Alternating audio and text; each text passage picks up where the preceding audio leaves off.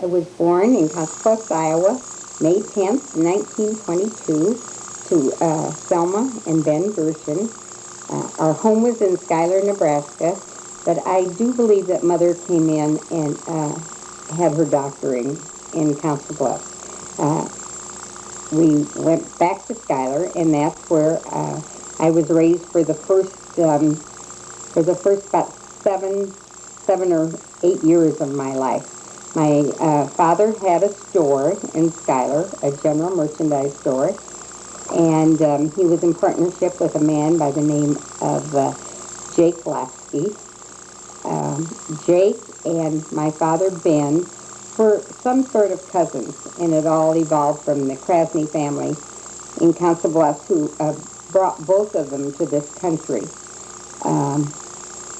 My father came to this country, I think probably had to be about 1914. He never really told us when, but he served in World War I, and I do believe that immediately after they were married, they went to Schuyler. So we lived in Schuyler. We had a very nice life there. Mother and Dad played bridge. We were the only two Jewish families there, although the Laskys didn't have any children.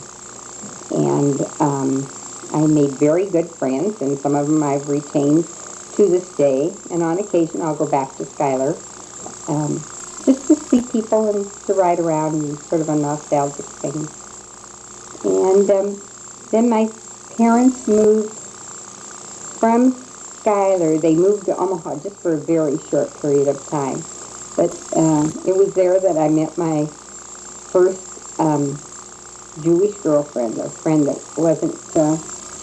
wasn't a relative, and it was Joy Greenberg, who lived in Minnelusa, and she had a brother, Bruce, and a younger sister, Audie, and I remember Audie as an infant. And we used to go to Sunday school. There was a carpool. My folks, I remember, drove to. From there, they took us to the Jewish Community Center, which was on 20th and Dodge Street. And I made other friends, and but then I don't really know what happened, but my dad bought into a distributorship in Council Bluffs for Pabst Blue Ribbon beer. And so this is my father, Ben Gershon, and he was born in Poland, and as I said, I think he came about 1914 and went into the service, and he served overseas for a couple years, and he was injured by mustard gas, and he always had a cough after that. And he also had a rash, I remember, on his arm, because he always favored that. And he brought back many mementos, and I still have some of those on my wall, in my bookcase, and we did have his uniform and some of the things until I remember when I was a teenager, I asked my mother to get them out of the house, and so we, as I did with many of buddies, so we don't have those mementos any longer. But he had a great sense of humor, and he loved people, and also, now this is in the future though, my father did a great job on resettling immigrants from World War II, and another phase of life, and which I think also brought me into much of this. This is my mother, her wedding picture, and she was born Selma Wolfson in Kovna, Lithuania, and she came from a large family. There were 8 girls and 1 boy, and eventually all except one of them came to this country. They all came to this country. The one that remained there, she and the family were wiped out during the Holocaust completely. And she had, her parents had remained there after everybody left, but eventually came here to live. but they were here for a very short period and weren't happy.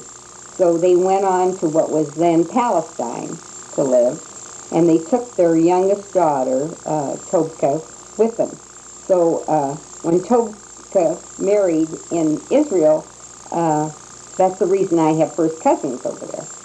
So that started the family over there. The girls basically that lived here lived in between Omaha and Council Bluffs, and there were many first cousins up until 10 years ago, really. We were a large group: the Myersons, the Freeds, the Finkels, and the Gershons, and that was the beginning of the family here. After we moved to Council Bluffs, I went to, I remember Dodge Street School, and then Bloomer School, and then into AL. And I made many friends, but basically over there, the majority of my friends weren't Jewish because they didn't live around us and people didn't drive like they drive now, so there were a lot of neighborhood children. In fact, just last month, I went to a 60th class reunion of AL, Abraham Lincoln, and the first girl I met after I went to Council Bluffs, Emmalou Spentman, was our guest here at home, as were two others. So we've all retained these friendships. Council Bluffs was much smaller, but we did go to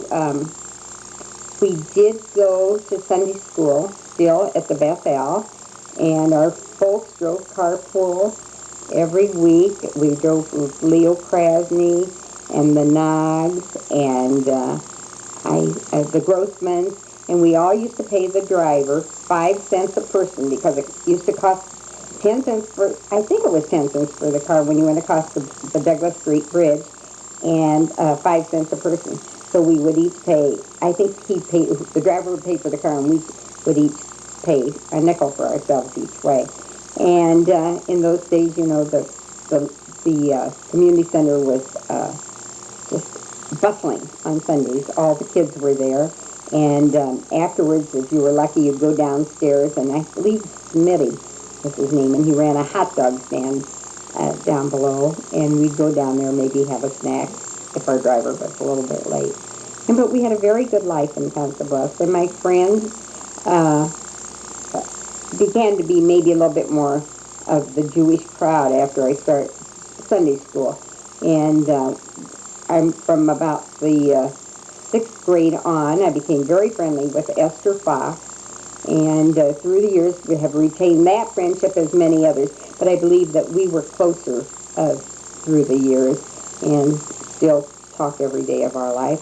But in those days we didn't talk as much because the telephone call to Omaha from Council Bluffs was 10 cents, and those 10 cents mounted up, and I think, if I remember correctly, our folks said we could use so much of it or call each other so many times a week or something like that. But we had a wonderful life. In high school, there was a group called the MSLs, a group of young Jewish girls from about the 9th grade on. We got together, tried to get together like every Tuesday evening through the year at somebody's house. And once a year we had a dance, and it usually was at the Chieftain Hotel in Council Bluffs, and we always had a president, went down through the group, had a president and the officers, and would raise some money. But of course it didn't cost them what it does today to have this dance. But then all the Omaha group would come over. So we had a good time with that group. And then I used to come over on weekends on occasion and stay at Esther's or at Joy Greenberg's, and mostly at Esther's. And she lived on 30th and Myrtle, which was quite a Jewish neighborhood at that time. And we always had a wonderful time. There was a group of young people. We were all very young, from Central, and maybe a few from North, and I don't remember South at that time. And it was always a big deal for me, and sometimes my folks would pick me up then on Sundays, and we'd go back to Bluffs for another week.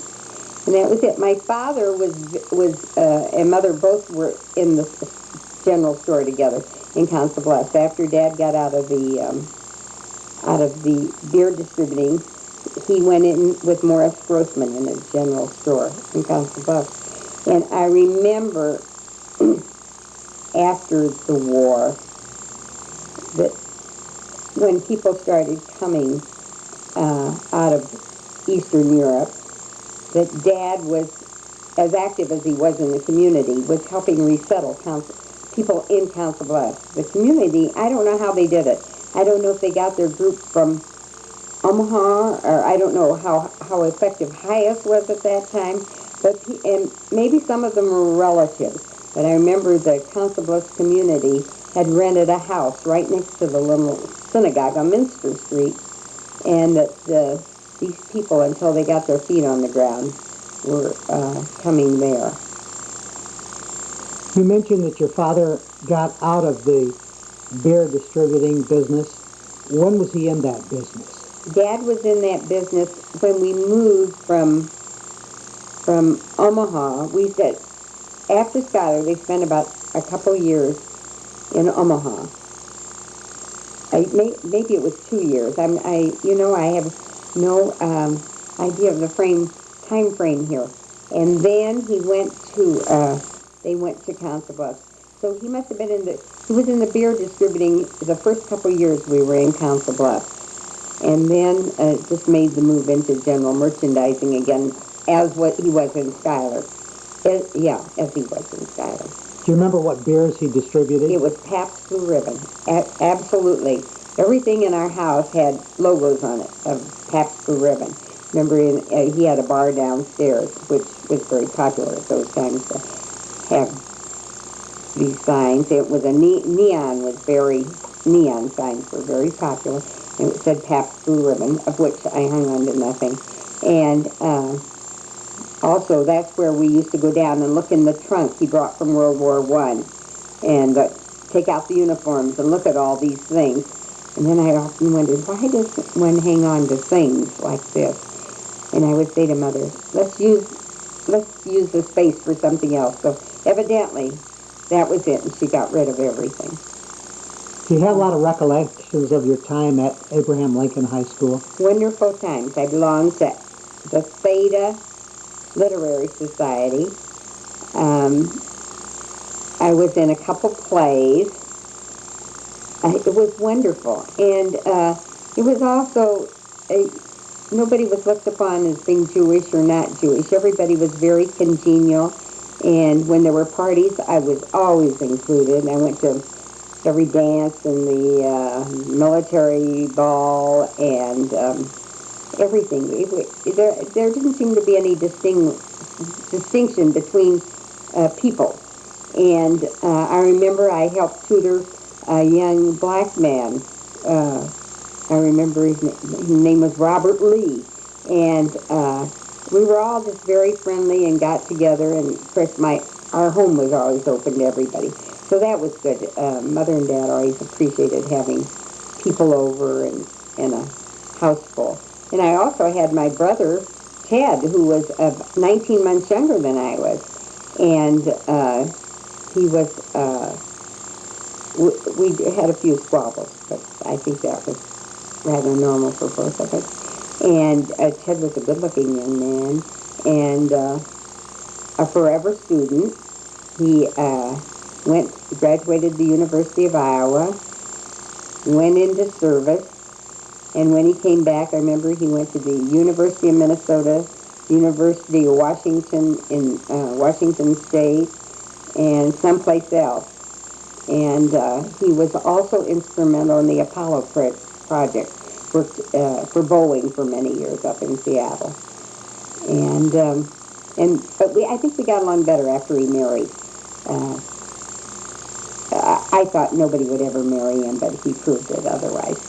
So that was so that was good, and there were a lot of family get-togethers because Mother had her sisters there, May Myerson and Hannah Freed and Ethel Solomon, all in Council Bluffs, and then she had her brother who was in Omaha, Laser Wolfson, and they all had children. So it was a big family, and she also had a sister Celia who lived in Council Bluffs for a short period of time.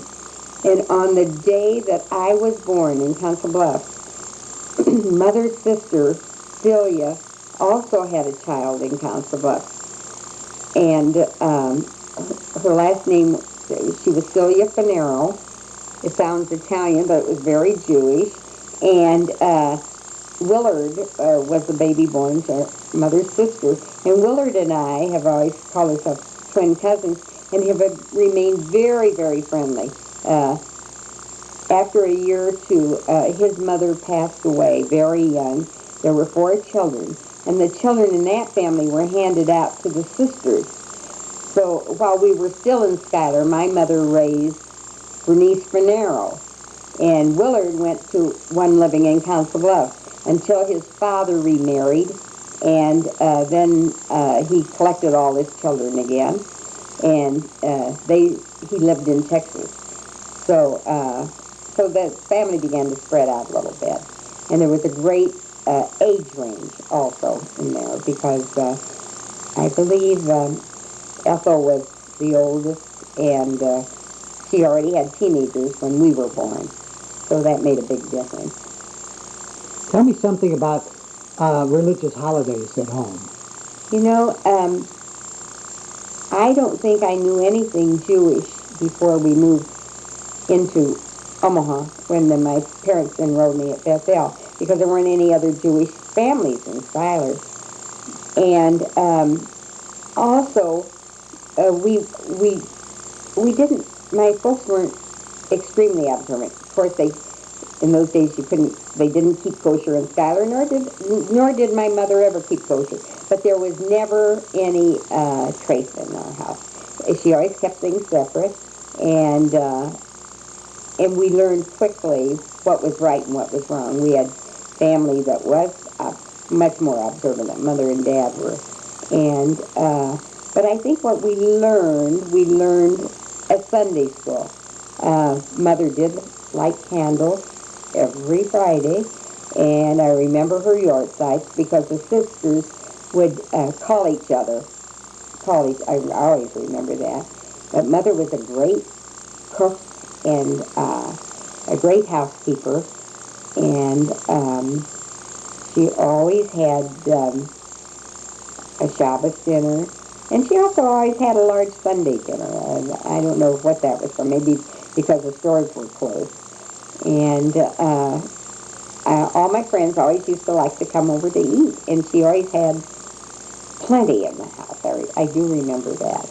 And because I remember neighbors coming over to borrow a cup of this or a cup of that. And she always had whatever was needed.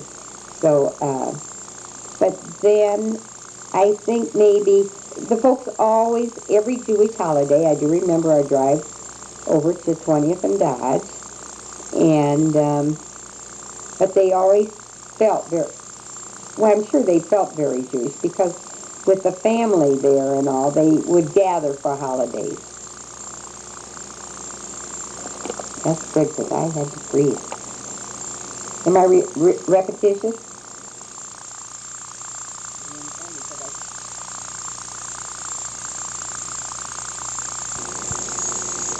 These are my grandparents on my mother's side, Deborah and Aaron Wolfson.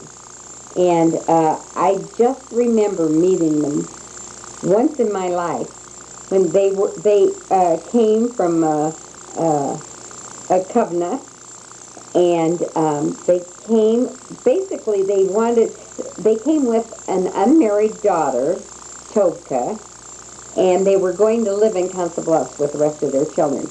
But Council Bluffs wasn't religious enough for my grandfather, who was a rabbi, by the way.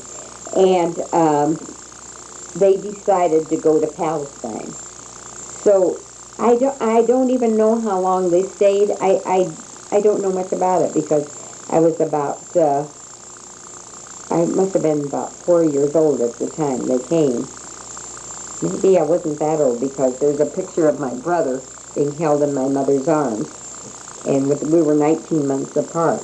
Well, anyway, they came, and they were unhappy, and then they left. They left for Israel. Oh no, they left for what it was then Palestine, of course, and they took the unmarried daughter with them, Tovka. So after they lived there for a while, and I'm not even sure what they did. What he did, he must have been retired by then, but eventually Tovka married, and that's the reason I have first cousins now living in Israel. Tovka had two children, Uri and Devorah, who are also, well, of course, they're Sabras, and they were, both of those children were married, and we are friendly with their children. So that's how how you have extended families. And I do remember when my grandmother died. I remember we were living in Omaha at that time. I remember the house, and my mother got the news that she'd passed away. And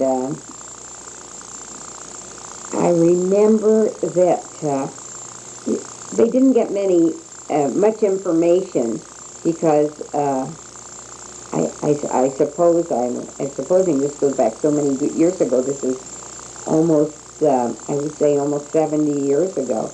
But 2 or 3 times ago, when I was in Israel, I went to see my grandfather's, the cemetery my grandfather was buried in right in Tel Aviv. My cousin Devorah took me there, and I brought home pictures of the headstone. Now, my grandmother was buried on the Mount of Olives, and none of us seemed to know the reason that she was given, and it was an honor then as it is today, if you can be, why she was buried there. And none of us have ever gotten to see the tombstone. I think we could go there. I think we could. But, they live in Israel, and they don't pursue these things. And I've asked many, many times to go there, but my next time around, I'll make sure that I do. Okay. My grandparents, Devorah and Aaron, are in the middle of the picture, the second row down, and the little girl on my grandmother's lap is me. And then going up to the top man on the left is Hyman Freed, and then my father, Ben Gershon, my mother, Selma Gershon, holding my brother, Ted, then Sam Meyerson, and the woman between the, sort of to the back, between the grandparents was Tobka, the daughter. No, it isn't. Yes, it is. Tobka, the daughter that came from Israel, or came from Lithuania, and then Will Solomon,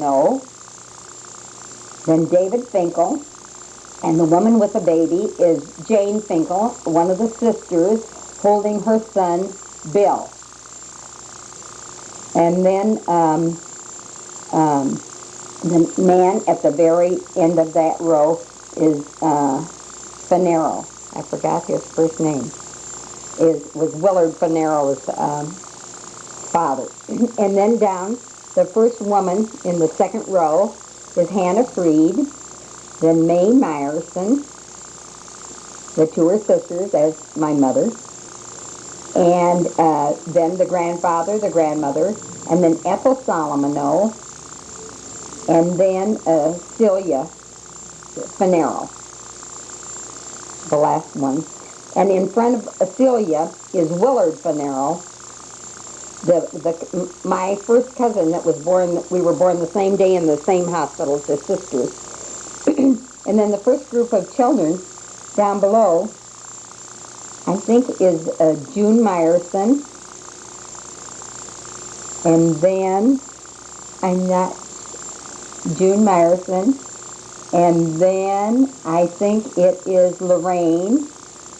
And then Marion Finero. The next little girl is Bernice Finero. And the little boy,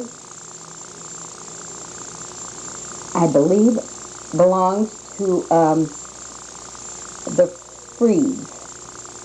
You know, all of a sudden I'm not too sure who he is.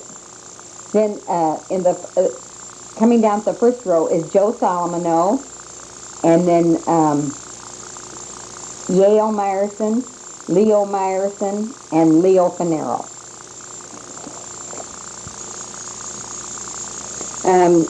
I graduated from AL in 1940, and while I was in high school, I was already going over to Omaha and dating Buddy quite a bit.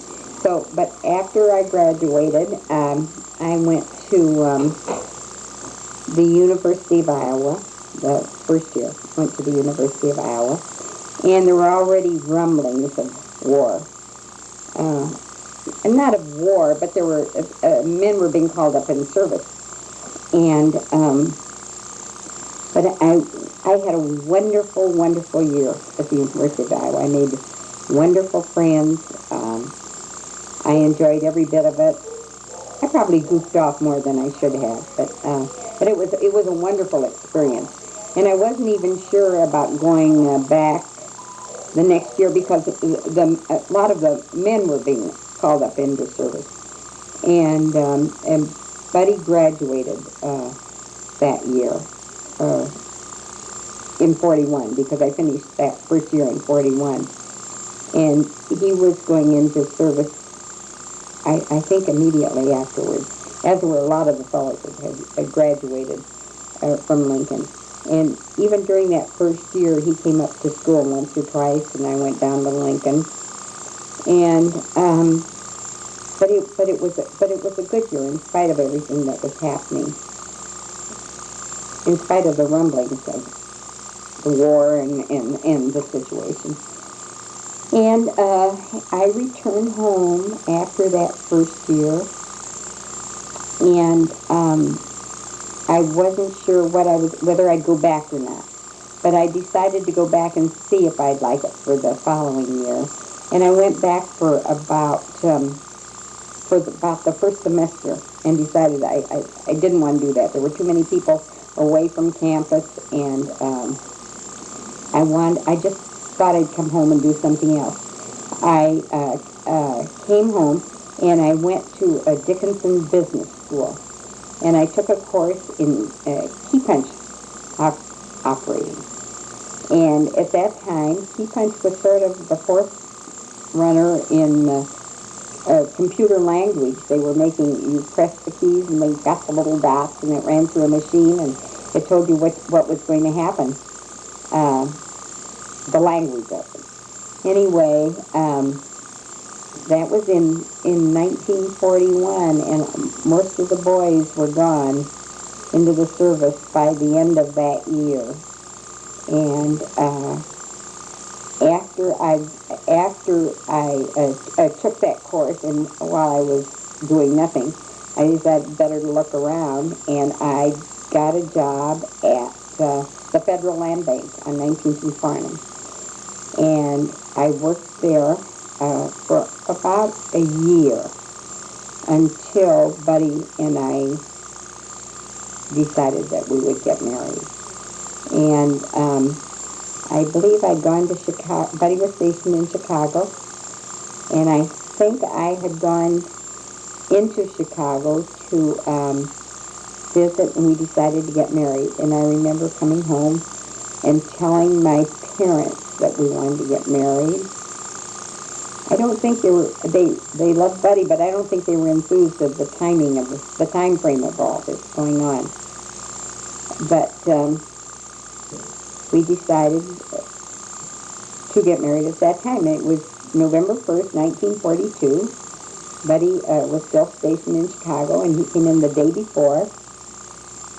And we were married on the following day, on Sunday, at the Blackstone Hotel. And we had a very, very small wedding on the 8th floor, I believe, and then the wedding was very small, the Blackstone Hotel, and I believe the only two people that weren't immediate family were Esther Fox and I think Rhoda Krasny was also at the wedding, but she was a cousin of Buddy's, a first cousin. So that was different. And after the wedding, Buddy's sister Toby had arranged a brunch downstairs in the big room. The golden, or I don't remember, the purple something at the Blackstone. I remember it being very lovely. And then about 3 or sometime early afternoon, we got on the train because Buddy had to report for service the next day in Chicago. And I don't recollect how long it took us on the train. I don't know how we got from the train station in Chicago to a hotel. I don't remember any of those things. But I do know that the next day, friends of Buddy's, from a fraternity brother, Duke Shumo, that had lived at the ZBT house in Lincoln, his parents were in Chicago and had been very nice to Buddy. And Mrs. Shumo took me around looking for an apartment that day. And apartments weren't, of course, as plentiful as they are today. And, of course, it had to be furnished. And I didn't have anything. I think I went to Chicago with one suitcase, and that's all. But we did find something, an efficiency apartment, and we were able to live there until Buddy was ready to leave for overseas training or for whatever they did before they would leave. At the ceremony there was a chuppah, and I do think that Buddy's sister Toby Summers had told my mother that she would take care of everything in Omaha for the ceremony. So Buddy and I are under the chuppah, and my mother and dad are to the left in the picture, and Buddy's mother and father are to the right. It's funny because I remember a little bit about it, and I don't remember a lot, but when we lived in Chicago, I had some of my sorority sisters that were also living in the outskirts at that time. Louise Chapman, she was Louise Nathanson in school, and she was in the Waves at the time, and she was stationed in Chicago. So we were with her a lot, and whenever some of the people from Omaha would come through, everybody would call us, and we would have dinner together or out, or we would have them over. I wasn't much of a cook at the time, and also we lived in very small quarters. Sheldon Kaufman also was in Chicago at that time and lived in the same building that we did. So we spent a lot of time together. And I remember Mo Kirschenbaum coming to visit us. And then if we'd come home for a few days, we'd see all the boys that were in uniform. Jimmy Lipsy and Harold Bernstein and Irv Malashak and Eddie, I remember seeing. And we just... we all had a good time. There weren't many of them overseas quite yet at that time. But then Buddy had some training, I believe, in Great Bend, Kansas. So he was sent there, and then I followed him there. After we found out he'd be longer there than we really anticipated. So there were no apartments. There was not even a hotel at that time. And I remember going around and knocked on doors asking people if they'd rent a room. And we did find a young family. They had a little girl. I think there was also a young boy. But the little girl was about 2.5 or 3, so it was sort of fun. And they rented us a room. And then they gave me the kitchen privileges, such as there were. And we were there for maybe 5, 6 weeks. And then Buddy was sent on to California, Riverside, California. And I went there with him after he found out he'd be there for a week. I don't remember. It was like a point of departure. And a port of departure, I don't even remember the correct word. And Ed and Trickle Milder were stationed there at that time. So I stayed with them. I think Buddy was on base. And he was shipped out from there. And from there, then I went on to Los Angeles to visit family. The family that we lived in Schuyler with us was in Los Angeles at the time. And then after Ed Milder left, Trickle came out and also stayed. And my aunt, the Lockskys, had us both stay with them. And we stayed there for a period of time. And then I remember just coming home. And then it was time for me to settle down and do whatever I was going to do after Buddy was away for a couple years. I remember putting my application in at the bomber plant, which was out in South Omaha. It's now, I think it's the SAC headquarters. And I had a preference as to times, and I knew that the time would be long no matter whatever. So, but I decided I'd get the best job. I could fit in the personnel department at the bomber plant if I took a nighttime job. So I varied. For a couple months, I would be on from 3 to midnight shift, from 3 in the afternoon till midnight. And the other shift, I was from, I think it was from 11 to 7 in the morning. That was right. And it was a great job. I loved it. They arranged the carpool for me because I didn't drive, nor did I have a car, and gas was rationed. And they arranged for me, and I drove with 2 men that lived not far from me.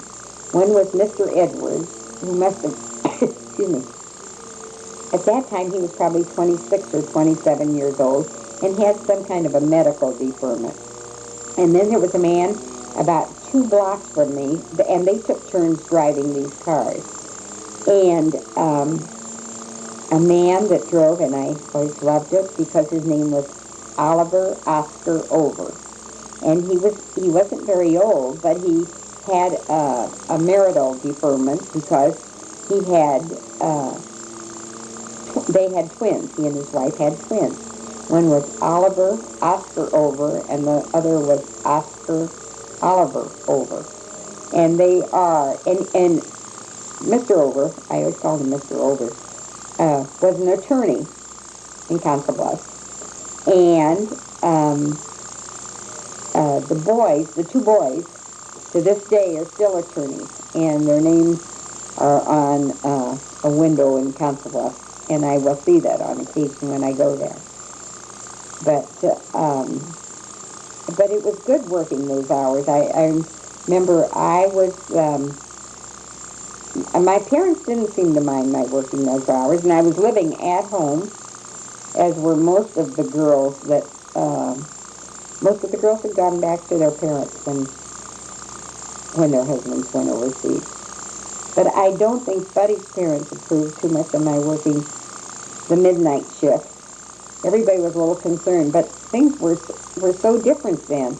Sometimes I would get off, Mr. Over lived 2 blocks from our house in Council Bluffs, and sometimes I would say, just let me off at your house. It was on the way to our house. And I would, I would say, just let me off and I'll walk home, which I did frequently. So you can tell how different things were at that time.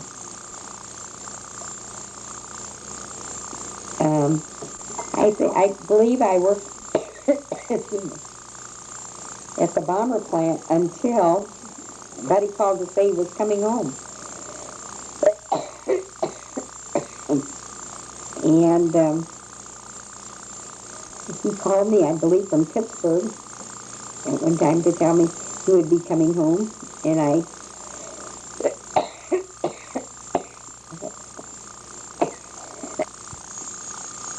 Buddy and I had after our marriage, we had a good life together. We lived first, we moved into an apartment here in Omaha. His father owned some apartments, the Dewey, on 3301 Dewey. And we were lucky because there weren't many apartments available at that time. And Donald was born while we lived in that apartment, and there was no bedroom. We had a pull-down bed from a Murphy bed that was in the dining room, but they did have a large dressing room. So, and with a built-in chest of drawers, and it was big enough for to fix up like a little bed. So we did that for Donald, and we lived there for about. Well, we lived there for a period of time before he was born, and then afterwards, his brother had lived in a duplex over on 3850 Cass Street. So they bought a home out in Happy Hollow, and we moved into the duplex. And Gail was born there while we lived there. They're almost 2 years apart.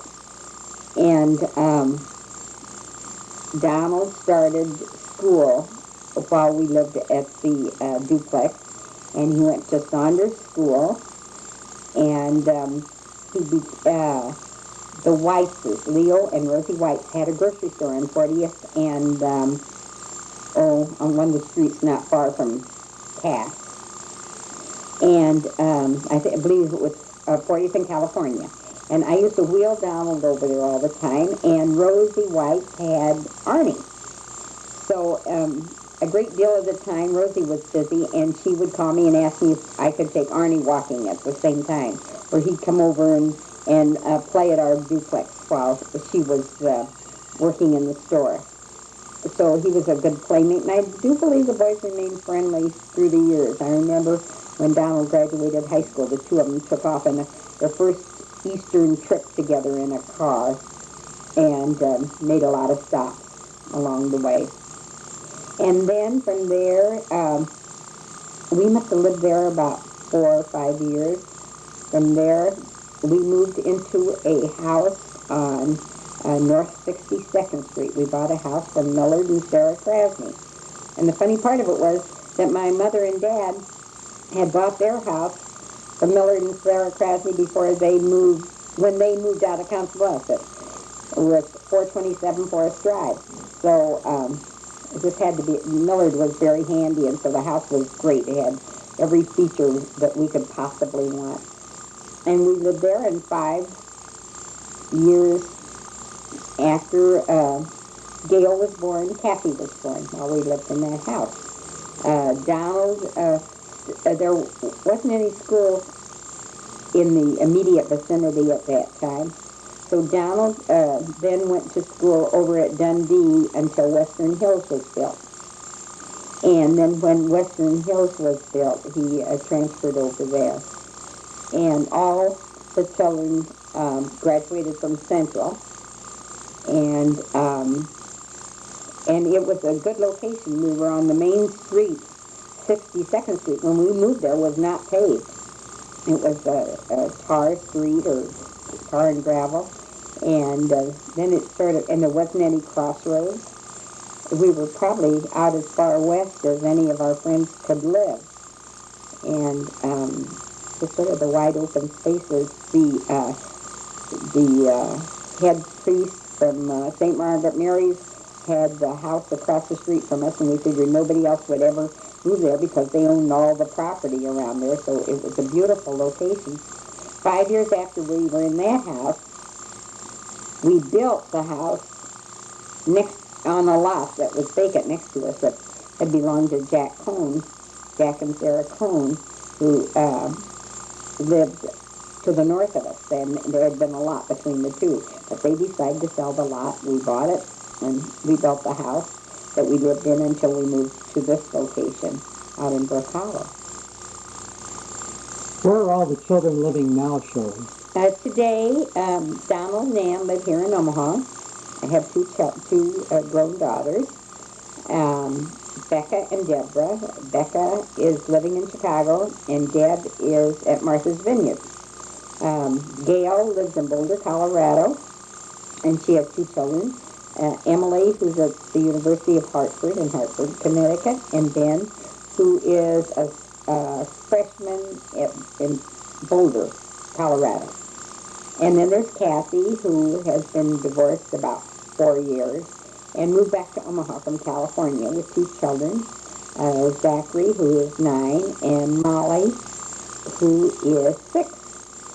And so our lives took a little bit of a different turn when Kathy moved home, because now we're open house again. And the kids are here a lot, and we love it when Beck and Deborah come home. And last week, like, Ben came in. And it's fun. It's fun when they're all together.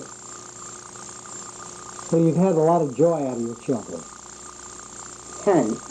And I expect a lot more. And your grandchildren, I should add. And oh, absolutely. They're super.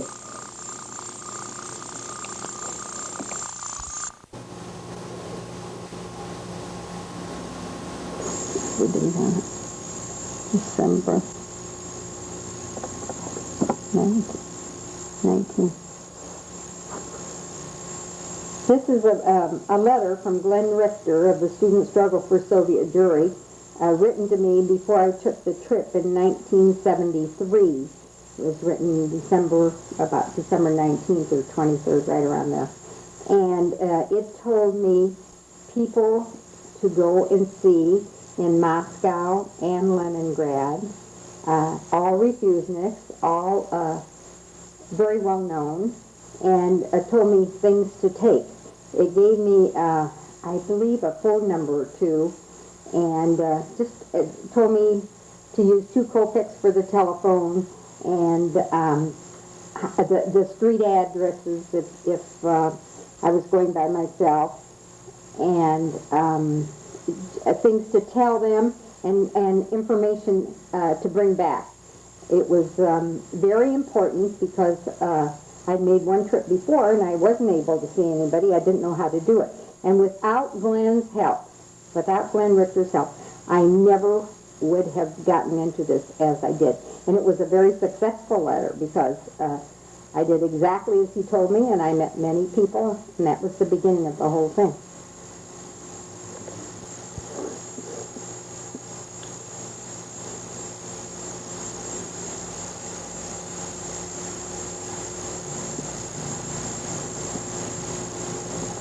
This picture was taken in September 25th, 1975, and it was a Omaha World Herald trip that went to 5 different places, and one of them was the Soviet Union.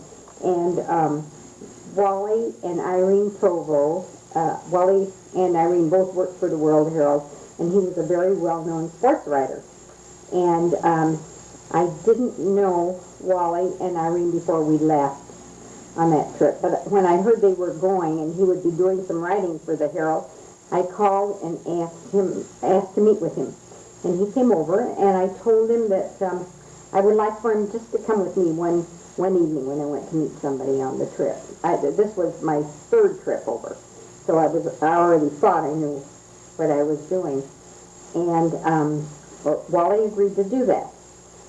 And on this particular day, Wally I was going to synagogue, and Wally had done something else, and Irene did go with me, and we walked to the synagogue. We were able to walk to the synagogue from our hotel, and the police were up and down the street. There must have been 30 or 40 of them, and they had these loud bullhorns, I believe you call them, and they were holding the people back and trying to tell some that they couldn't go in and some that they could.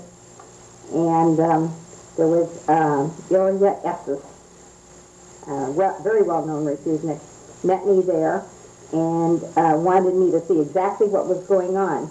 So I was able to shoot these pictures while he was in front of me, and also to run a tape recorder. So I have the tape recorder of the police giving all the commands and telling the people what to do and not to go in or to go in. And it opened your eyes to how they took care of affairs that they didn't want to be shown to the general public. And I still have this tape. And these pictures were really shown all over the United States and in England, I know for sure, in Ireland, and in Sweden. There was a group there that was very active. And these are some of the originals. After the trip, Wally and Irene really were dedicated activists, Soviet jury activists. From that trip, Wally wrote about 13 articles every single night in the World Herald describing one incident with refuseniks. And Irene had come with me the first night when we were in Kiev, and we had a very difficult time meeting with somebody, and but they both came with me, and we had Ilya Zlobinsky and his wife and son Ilya. Ilya was a teenager at the time, and he was a well-known fencer, and he was taken from all of the Olympic stars and all, and they thought he had a wonderful future. And Wally, being a sports writer, was very taken with him. And we spent a great deal of time with them. Anna spoke pretty good English, and she liked both Wally and Irene. I think we spent the day and a half that we had in Kiev with them. I do remember I had a difficult time finding them because I had to contact them through the grandmother. And I knocked on her door one day. I found the place all by myself. And she knew immediately that I was there to see the family. And she invited me in, and for 3 hours gave me kasha. I remember sitting, she did speak Yiddish, and I could understand her a bit, quite a bit, in fact. I couldn't answer her because I didn't know enough to answer her, but I ate a lot of kasha till her son came in to rescue me. I believe from there we had gone on to Moscow, and where we had the first meeting with Vladimir Sloipak, who was a very well-known refugenik at the time, and we met his family, and we met many, many others, because the minute they heard somebody that came to town and was interested and would take the story back and was willing to carry things, they would congregate. And I was able to meet many of them and bring out many tapes. And also, the one about the synagogue, it was after, on September 25th, it was after the synagogue that about 8 refuseniks came to my hotel. They were not afraid at all, and they came to meet with me and ask for help and to take things back. And that was where I met Shirley.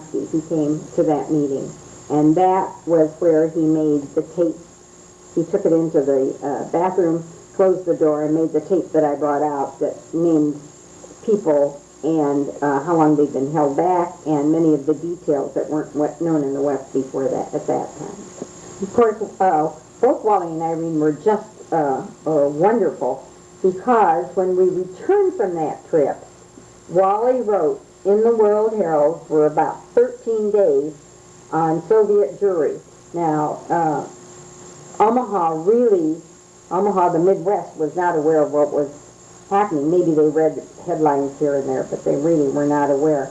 And with Wally bringing it to the forefront, it just made a lot of difference, because the Herald played it up. They showed pictures. It was on the front page. And I believe we got more coverage than anybody else ever had on a trip. And it wasn't just the story that I was telling about the refusing. He was a writer, and he knew how to tell it. And he even went out and met people on his own and told about the grocery stores and things that were happening and things that weren't available. And I got many, many calls on that and letters. And his series was also written up in other papers around the country. As a result of these trips and seeing and talking to families that had come to Des Moines to be resettled and all, Miriam Simon and I thought we should try and get some families in Omaha. Our Jewish Family Service had never approached it, or if they had, we didn't know about it. I don't believe they had. And so we made a point of going to a Federation meeting one evening and asking for time and asking for funds to bring 2 families to Omaha. We didn't think it would work if you bring one, because they wouldn't have anybody else that would understand them around. But we asked, I remember, for $300 for each family, and we figured that that would support them. It would take care of them until they'd have enough language to get a job, and at least it would be a help. So, and we would also ask for donations to resettle the families. So Jewish Family Service did help us. They had contact with IF at that time. And we received 2 families were sent to Omaha that year in 1975, and it was the beginning of a big resettlement program. But we were, Miriam and I were very lucky. We got the apartments, we got all our furniture from Mrs. B, who was very happy to help us. I remember we got silverware from Borsheim. Everybody that we knew that had a little bit of a Russian background, we approached. And we also received money from many people just to help out. It was a very exciting time. I do believe that Miriam and I spent 20 hours a day at that time getting these people resettled. We did everything we could for them. Pearl Yeager at that time was also in Jewish Family Service, and she helped us do some of the nitty-gritty. The Picandi family helped us with the lowering the rent fares at Florentine Gardens on Benson Garden Boulevard. And we must have resettled about 12 families over there, more or less, before we decided we had to spread out a little bit. And after we got the first 2, they started coming in a little bit regularly. But we got the first 2 only because I made a trip to Des Moines before that period of time to see how families were resettling in there.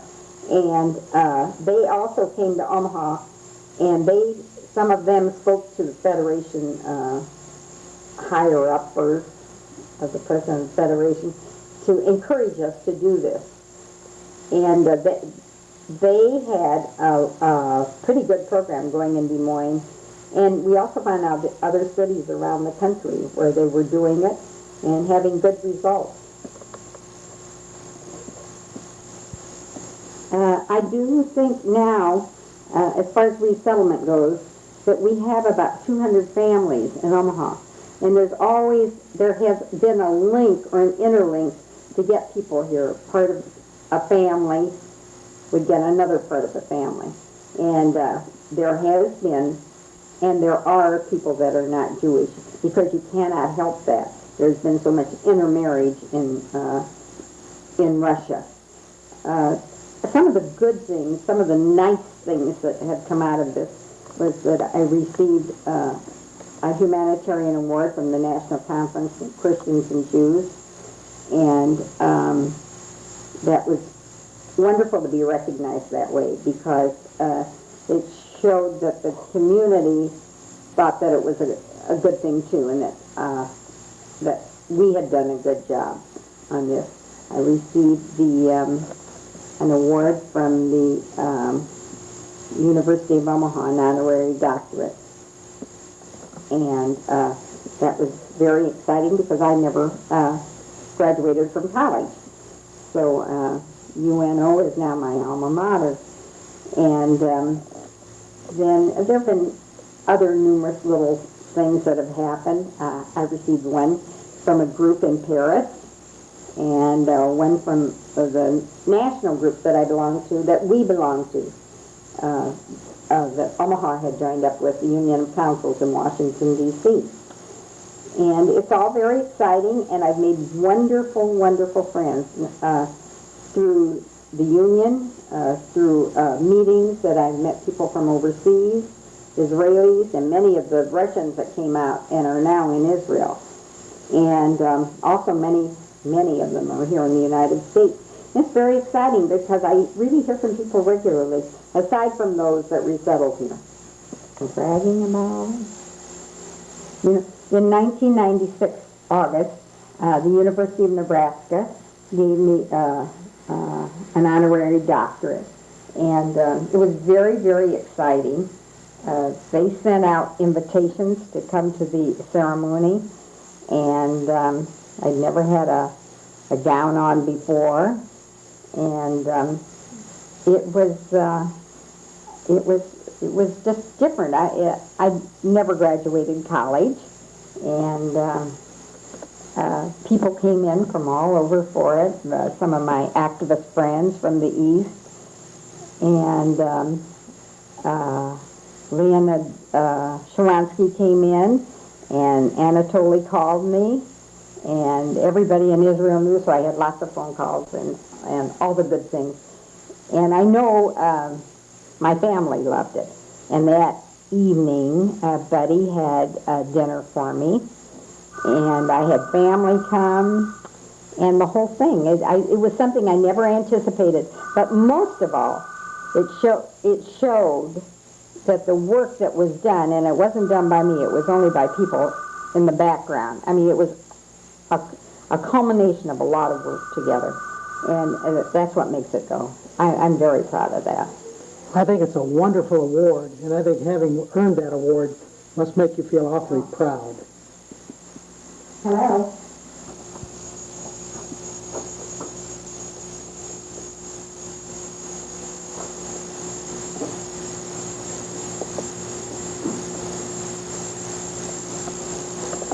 In 1999, Buddy, in my honor, gave some money to the university to have a lecture series every year, and the lecture was to be on human rights.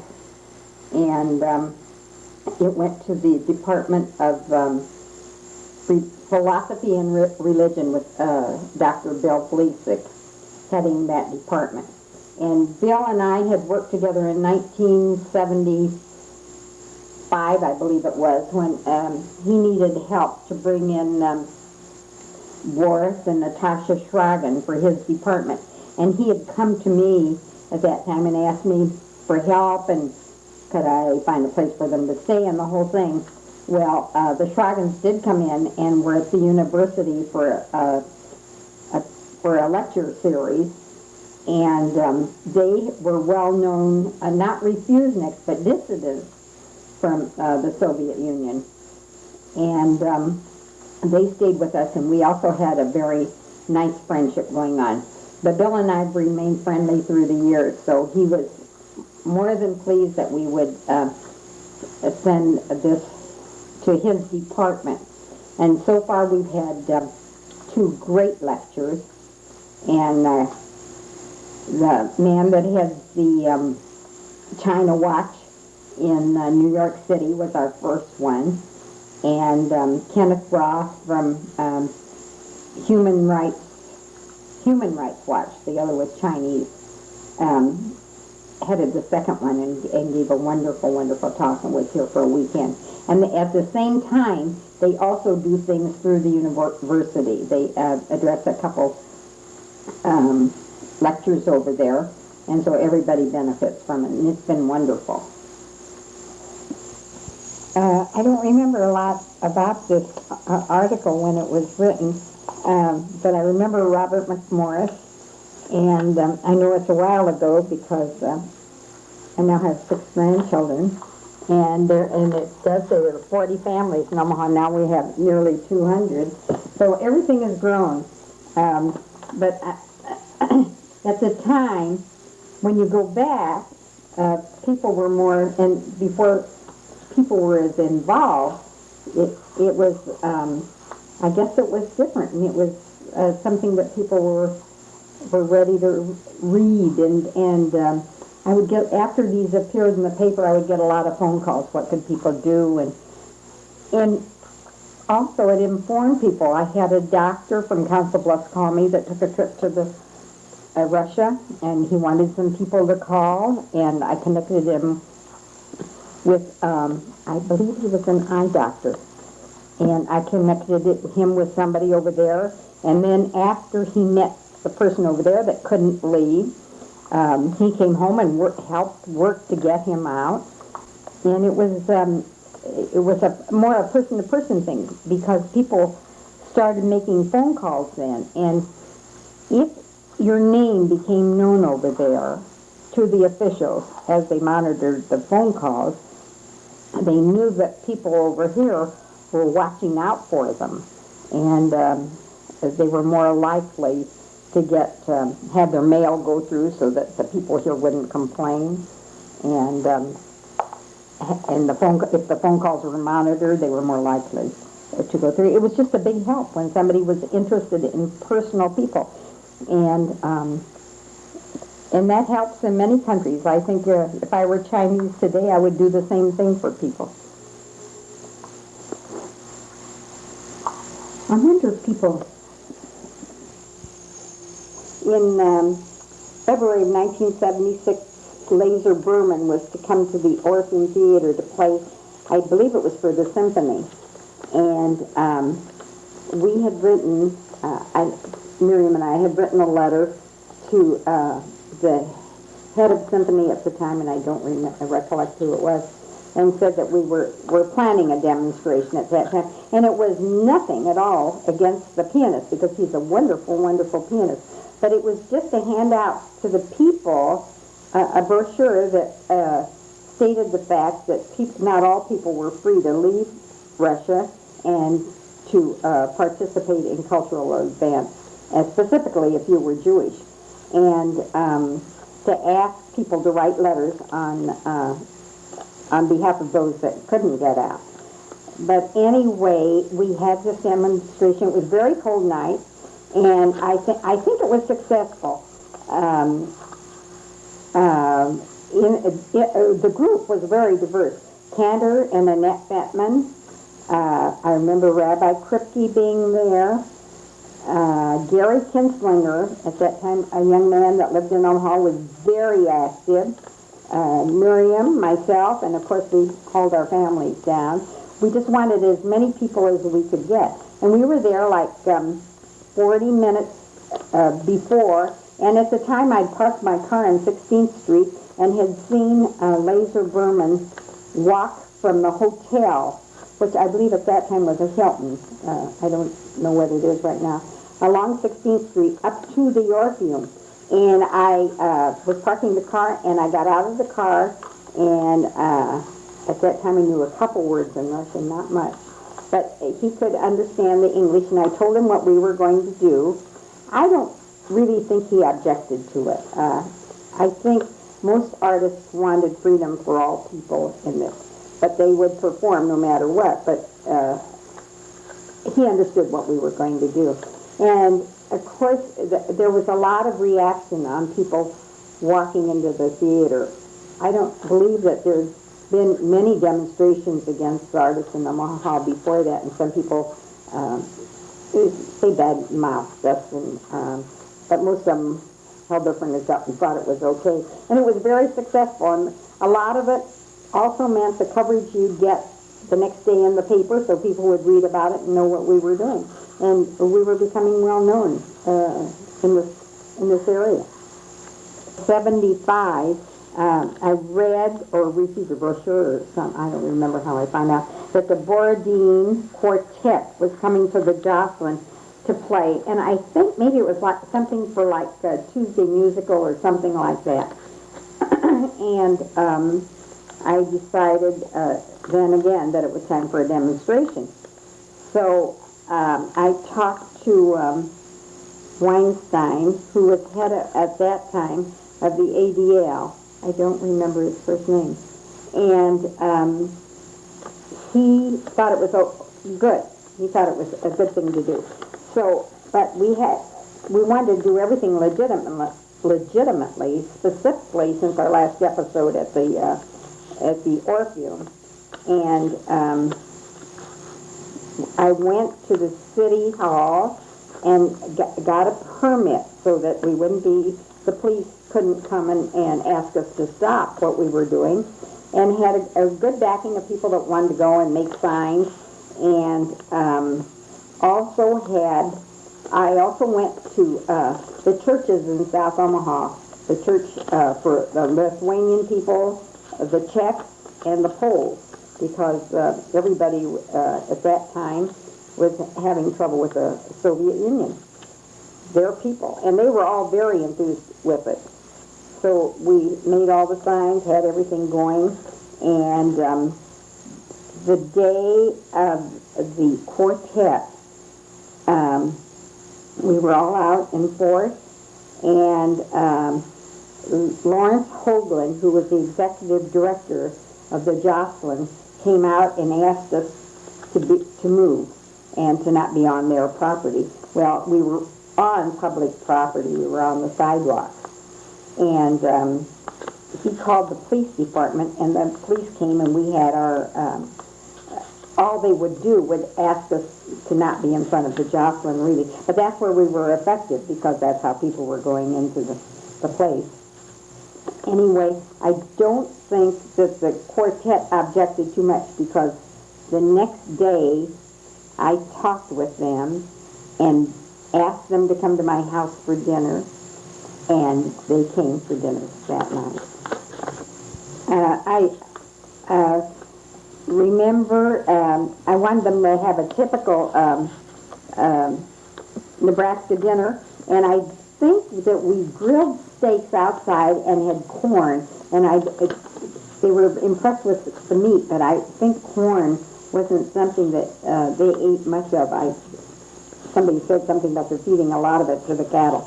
But they did see, and at our house, they did see on the television the interviews that were done by the three stations in Omaha, and they heard a lot about it. They didn't seem to object too much. That was sort of funny. One of the people was Jewish, I do know that. And after this episode, some years later, maybe it was about 15 years ago, two of them returned for another concert, and I was able to speak to them. I think that it was a man and a woman that came. I don't recollect all of that exactly. But before that demonstration, I had talked with Harlan Noddle, who was president of the Federation at that time, and he thought it was okay to do, and one of the things that should be done at this time. And after the episode with Lawrence Hoagland, the Federation did receive a letter of apology, and but we got a lot of footage out of that demonstration. Tell me a little bit about the letter of apology. The letter of apology I don't remember too much about it. I do remember at the end he said that many of his friends were of the Jewish faith. I do remember that. And that he wouldn't purposely uh, uh, not allow us there. That he was more interested in the artwork that was inside and didn't want anything to happen. And I wasn't sure how that fit in because we weren't anywhere near the art.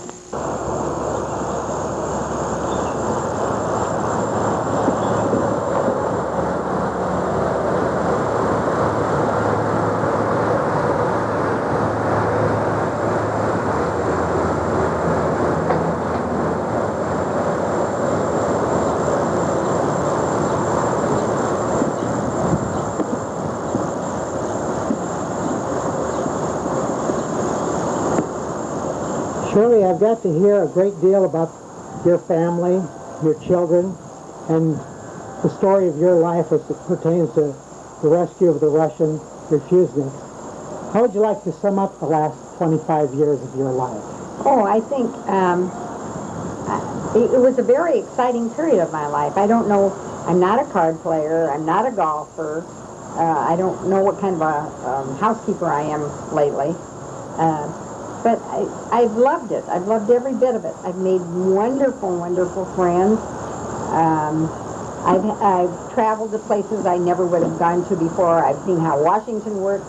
I've seen how, maybe a little bit more of how Israeli politics work.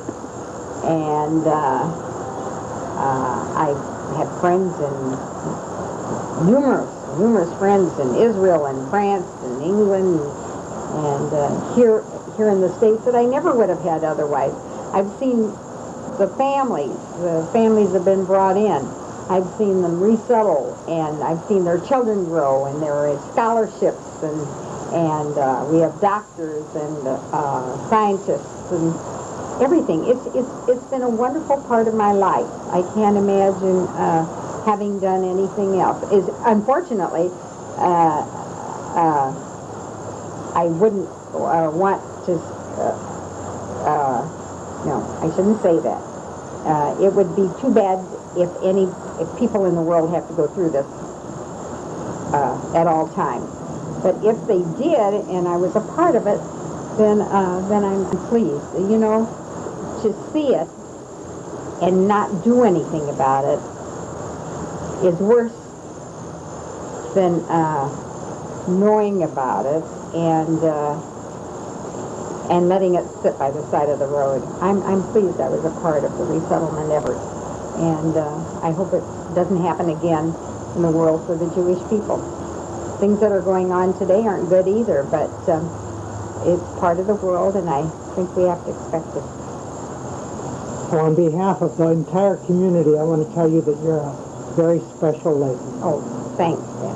That anybody would do the exact thing if they were in the same circumstances. And if anybody that does any reading can always find something to work on. That's the good part of it. Becca, after hearing your grandmother talk about her experiences, can you give me your input? Absolutely. I loved hearing my grandmother's experiences as she was talking to you, because I've never heard most of those stories before. I've always grown up knowing that Grandma was very involved in the Soviet Jewry movement, as well as our entire family being very involved in the Jewish community. And I think that that's impacted us a lot in terms of how we are, actively involved ourselves. But it was anything from Passover Seders, where we would have lots of the Russian families who had resettled in Omaha would join us for the Seder, and our Haggadahs would be in English and Hebrew and Russian every year, and there'd be people always around the house. And we also, I remember when I had my own bat mitzvah, my grandmother had been really spearheading having a lot of people partner with their bat and bar mitzvahs, having a twin in Russia. And I had done it, but she and I worked together and put together a package, including my bat mitzvah invitation that had my twin's name on it. And she found somebody who's going to be traveling to Russia and brought the entire package over to my bat mitzvah twin, so that she could also celebrate having a bat mitzvah and see that she had this invitation with her name on it and have a present for herself. And I just thought that was one of the neatest things. That was also something that not everybody could really do. But she also got us very involved in some of her adventures. We were actually just talking last night that we were remembering it must have been either 1986 or 1987, that was right before the summit that President Reagan had, where there was a large march on the mall in Washington, D.C. And my grandmother had gotten my parents and my sister and myself to go. And that was the first time that my sister and I really were involved in a march in Washington, D.C. I think I was probably 12 or 13 years old. And we made signs at the Jewish Community Center with a bunch of people that they had organized, like picket signs. I just remember being on a plane with a ton of people from the Jewish community, and we were bussed into the mall. My grandmother had gone in a couple of days earlier. I believe that Reagan had met with a group of people from the Council on Soviet Jewry, and she had been there early for that. But we were there, and we were marching on the National Mall with our signs that we had made, and trading buttons with people from all over the country. And that was really one of the first times that my sister and I were extremely actively involved in one of her, events or adventures. But I have also heard from my parents that I was involved in several picket lines, but when I was little enough not to remember, for things from the Soviet Jewry movement. So it's definitely something that a set of experiences that have been included in my life that are very special. And then having heard your grandmother talk, I'm sure you must feel very strongly today, even more so than you did before you heard her story. Absolutely. I think knowing my grandmother, we always knew that she's somebody who's very vocal and has a very strong will and cares a lot about other people, and making sure that they lead full lives as well, and doing everything she can to make sure that their lives are full. But I think that hearing the stories beyond, knowing that we'd have to go to the half-price store with her every once in a while to buy more pairs of socks or jeans or powdered milk or whatever have you, than you can possibly imagine. Knowing, the background of what that really was entailed and how she became active in the movement and the stories of the lives of people that she did affect. It's fascinating and makes me very proud. Is there any message that you would like to leave, especially for your grandmother? Well, I think she knows them all. We love her and we're very proud of her. Thank you very much, Becca. Thank you.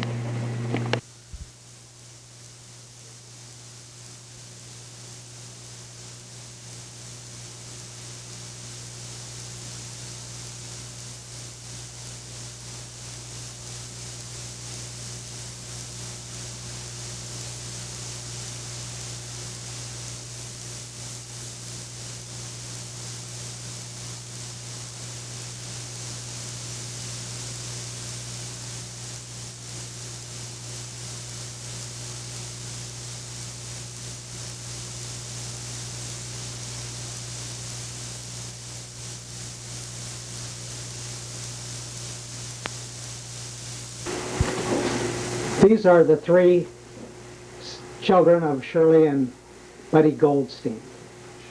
My name's Donald. I'm the oldest of Shirley and Buddy's three children. We've had a very nice life. Mother and father provided everything we've ever needed. They've been great parents from our earliest remembrances. We grew up in Omaha, Nebraska, starting out in the late 40s, right after World War II. And I personally have been in Omaha my whole life, other than the time I went to college. My earliest remembrances of life in Omaha with our family are the duplex on 38th and Cass that we lived in from till I was about 5 years old, and sharing the space with everybody, and walking to kindergarten at Saunders School, and after that we moved to 62nd Street, and at the time it was on the western edges of Omaha. It was a gravel road, it wasn't paved. The University of Omaha was there, and that was about it. We grew up, yeah, I guess we all grew up in a wonderful environment. My father worked, he owned his own business. My mother stayed at home, she was always there. I did the normal things a kid does in Omaha, Nebraska. You go to school, you go to Hebrew school, you're in Boy Scouts. I learned how to swim, I was on the swim team. We were in a wonderful neighborhood with lots of Jewish kids. They used to call it Bagel, and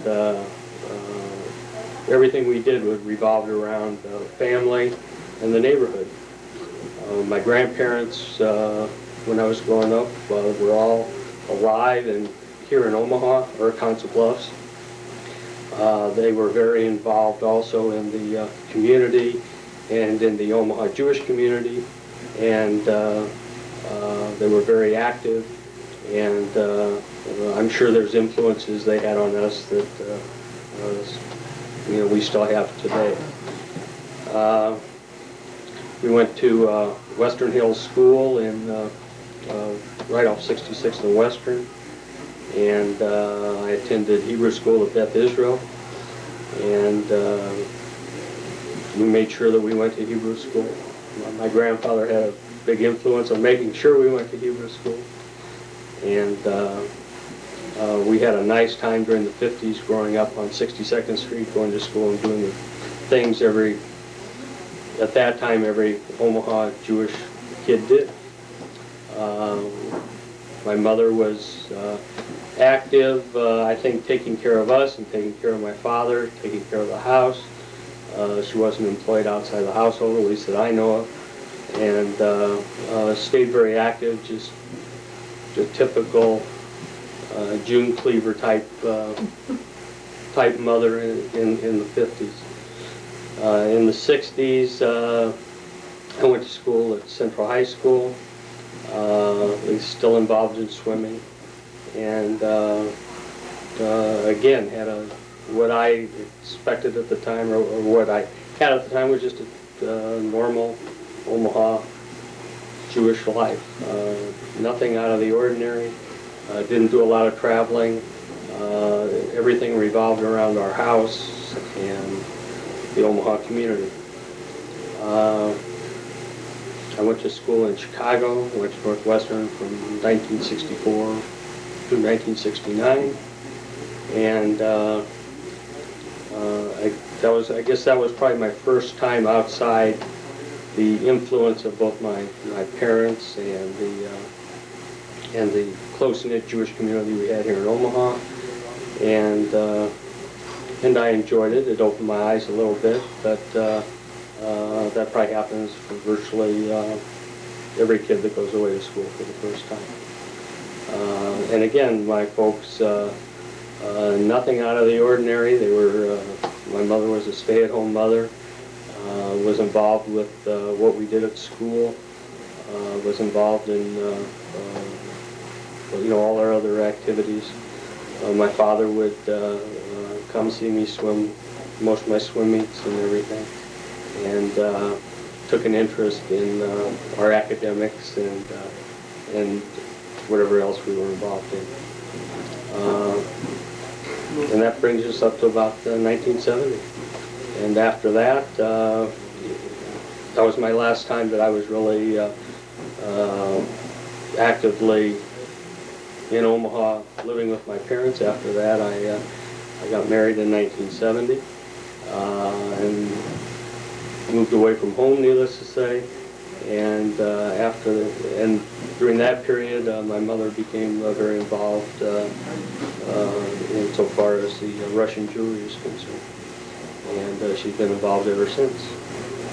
We've had, she's made life interesting for all of us and my father and just about everybody else she knows.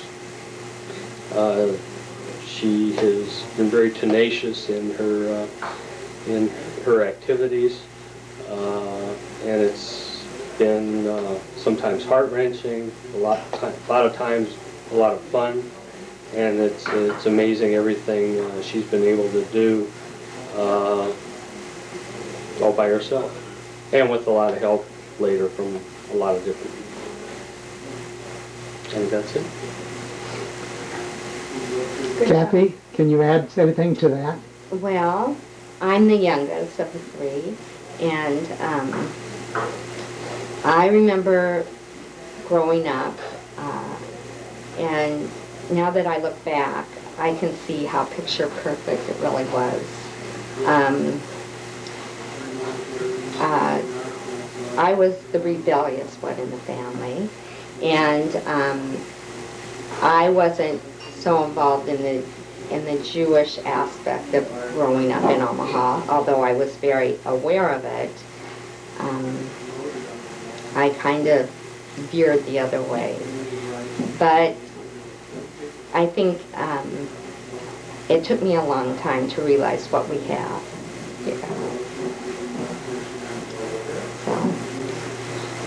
Gail, what can you add to that? Needless to say, I'm the middle one. And I have always, I think my fondest recollections as a child were all of the family gatherings, because there were so many of us. And those are very fond memories. Once I left for school, I never came back to Omaha to live. And so every trip home was an adventure in this house, because in the early 70s was when she became very active in the Soviet Jewry movement. And when I would come home, the phone would ring constantly, and there would always be people over. And it opened up all kinds of doors as far as the opportunities that we have that other people are deprived of. And everything she does, she puts everything into.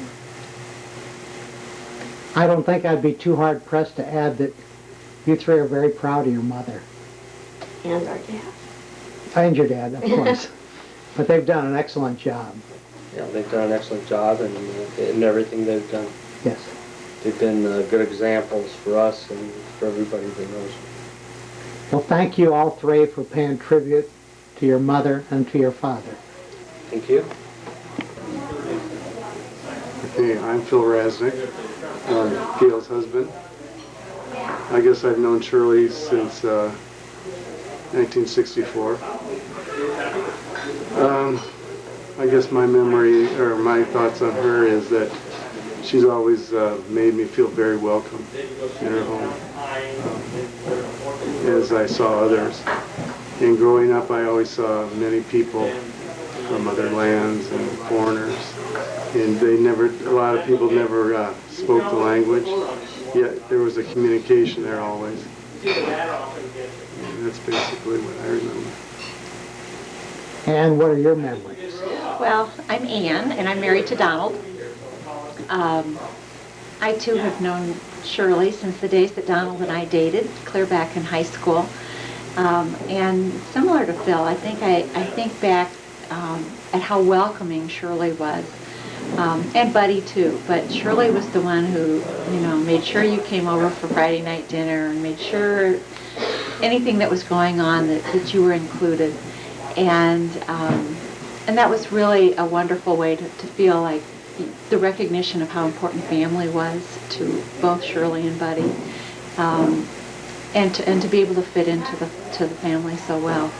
I think that since Donald and I have been married now 30 years, I think back to the impact that Shirley has made, particularly with her work with all the Russians, that it was a ripple effect to all of us.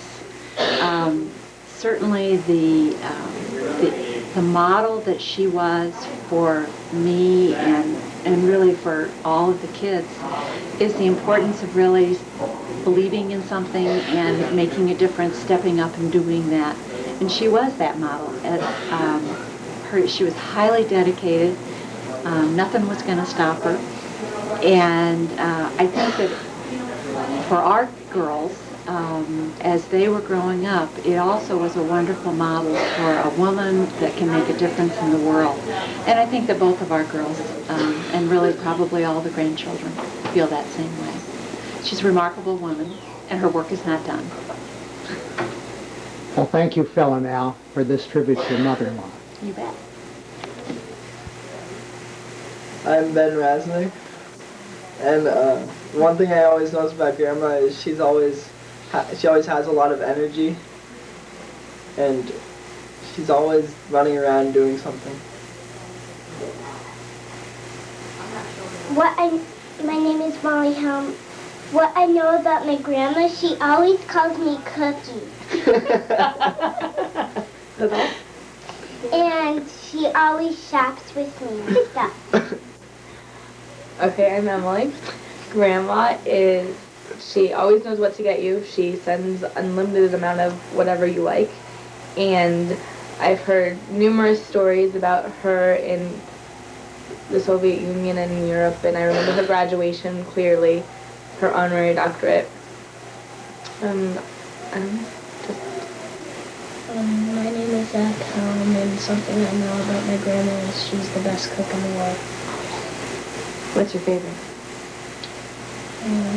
Lamb chops. Me too.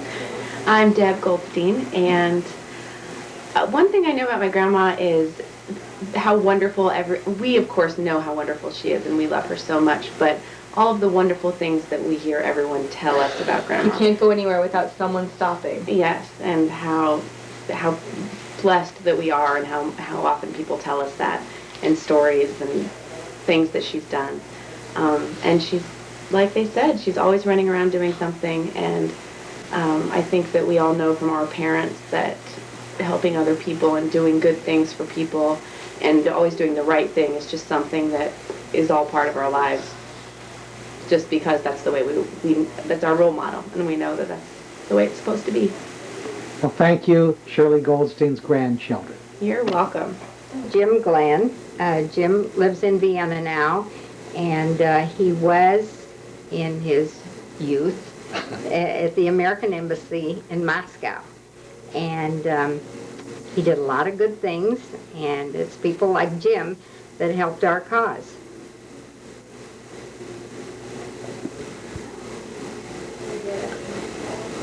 I'm a retired career Foreign Service officer. During my career, I served in Moscow from 1981 to 1983. The job I had in the State Department before I went to Moscow was that of desk officer for Czechoslovakia, Bulgaria, and Albania. That job got me interested in what was going on in Eastern Europe. And I decided I wanted to go to Moscow basically to see what it was like to live under communism. I didn't know at that time which job in the embassy I would have. So I went to Garmisch, Germany, where the U.S. Army Russian Institute was, and there I spent a year studying Russian, following a previous year of Russian at the Foreign Service Institute in Washington. During the course of my study of Russian, I was informed that I would be the human rights officer at the U.S. Embassy in Moscow. So I served there as human rights officer for 2 years. Basically, my job was to maintain contact with the refuseniks and their families, and the few dissidents who were not yet in prison, and their families. And I had a couple of other responsibilities as well, and spent some time traveling around the Soviet Union to find out what conditions were like in areas outside Moscow. In my work with the refuseniks, my main area of contact was the synagogue in central Moscow. I went there every Saturday evening from about 5:30 or 6 until everybody had gone, just to meet with people who were congregating there, find out what was happening to them, meet new refuseniks, and so I could regularly inform the State Department about what was happening to these people and give them what moral support I could. I also invited a fair number of them to my apartment for dinner, for movies, as another means of maintaining contact. And I visited some of them in their apartments. That might sound strange because many probably think that the KGB would have kept us from meeting together, but the KGB did not. I'm not quite sure why, but it could be that they had all these places bugged, and so were eager to listen in and find out what we were talking about. I would also bring visitors, congressmen, senators, senior officials from the Department of State, to meet with many of the refuseniks, both to give them support and also to give them a first-hand impression of their plight. And sometimes I would bring refuseniks to the U.S. Embassy to meet with the ambassador or his deputy, also in a general way to keep in touch with these people, to show them that the U.S. government was interested at the highest levels in their condition, and to give them moral support. Basically, that's what my job entailed. I can't give you a figure at this point as to how many individual refuseniks and their families I met with, but the number was rather high. If you count the people I ran into at the synagogue, but didn't have regular contact with, it would be much higher. Basically, I discovered that one could maintain regular contact with a fairly limited number of people, but because these individuals were good sources of information about everybody else, I was able to stay basically well informed. During my 2 years in Moscow, the human rights situation deteriorated. We kept the State Department informed about this. The Reagan administration, of course, was quite interested in the condition of human rights in the Soviet Union as a result of the Helsinki process and the interests of individuals in the administration, like President Reagan himself.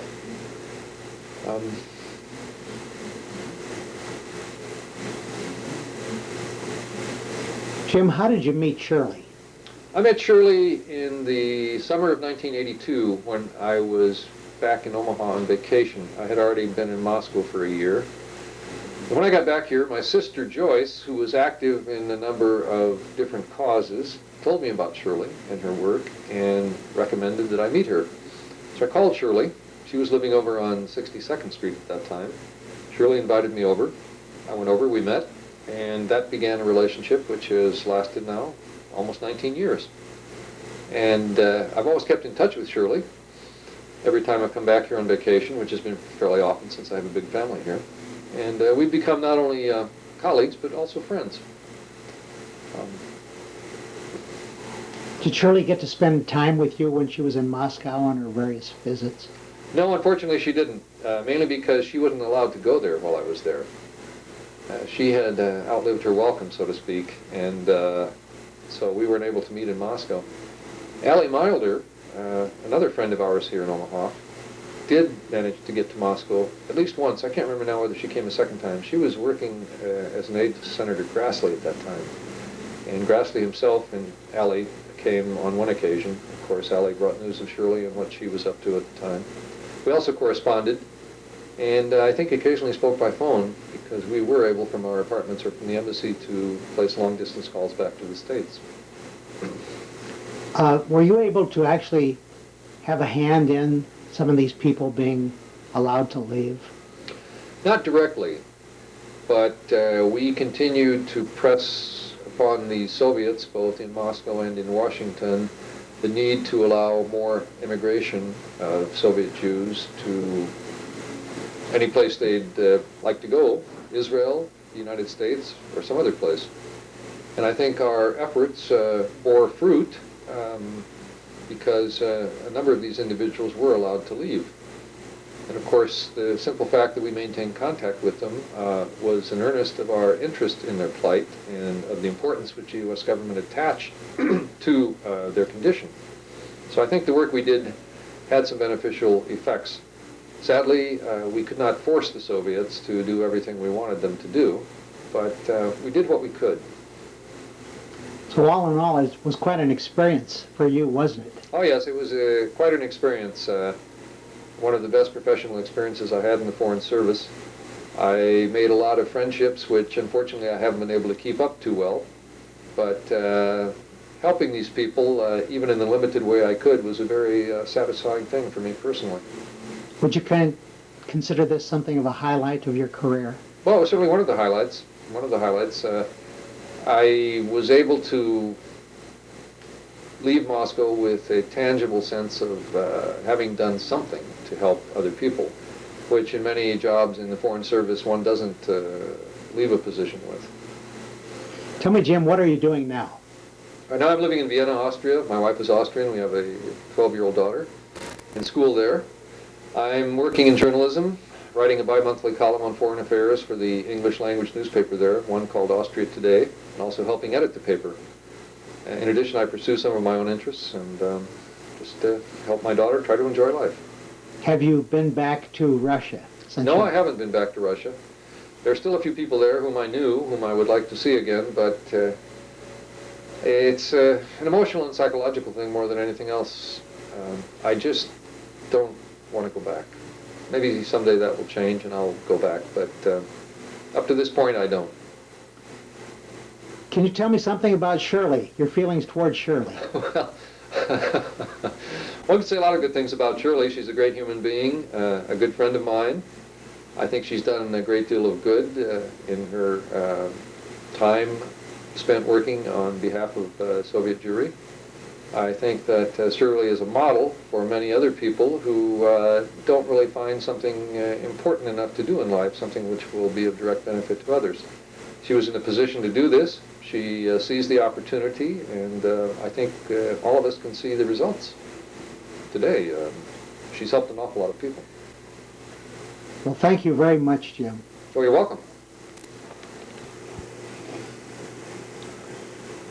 Well, we've had a wonderful marriage. We have wonderful kids. They're very considerate and thoughtful. And our grandkids are, we think, are exceptional. And yeah, we have, it's a real pleasure to have a family all be together. My father always had family as one of the major things in his life. And he always taught us that one doesn't live for himself alone. If one's in position to help others, that he should go ahead and do it. And Shirley was brought up the same way. Of course, when she started in the Soviet Jewry, when she first went over by herself, she didn't tell me what she was doing. You see, and some of the things she did, I don't know whether I would have approved of, but nevertheless, you know, she has a mind of her own. She does what she wants. But it's been very, very gratifying. She's made a big difference in our lives, and she's helped so many people. It's very, very gratifying.